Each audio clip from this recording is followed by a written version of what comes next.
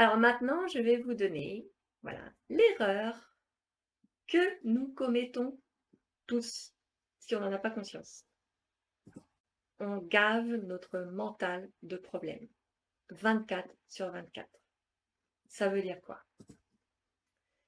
Ça veut dire que à chaque fois qu'il nous arrive quelque chose dans notre quotidien, dans notre vie, qu'on a des choix à faire, qu'on a on a un élan et puis on n'ose pas le faire, peu importe. On a une difficulté financière, on doit déménager, on ne trouve pas d'appartement, enfin, à l'infini, hein, tous les tracas et les aléas de la vie. Qu'est-ce qu'on fait? On dit à notre mental, trouve-moi la solution avec nos pensées. Alors, le mental, eh ben, il va aller chercher dans sa base de données, donc, tout ce qui est connu, tout ce que vous avez fait jusqu'à maintenant, jusqu'à aujourd'hui, et il va vous ressortir les fichiers les plus similaires à la situation présente. Donc, en général, c'est souvent des expériences qui ont été plus ou moins compliquées, mal vécues, etc.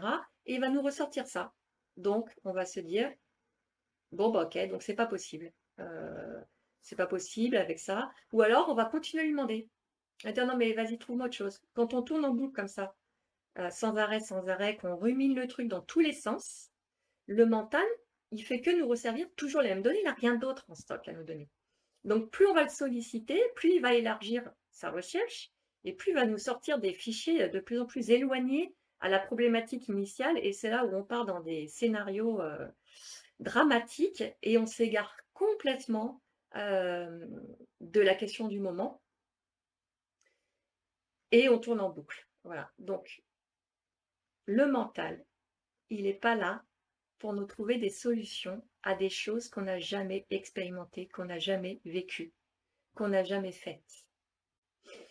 L'erreur à pas commettre, c'est arrêter de demander au mental de nous trouver des solutions.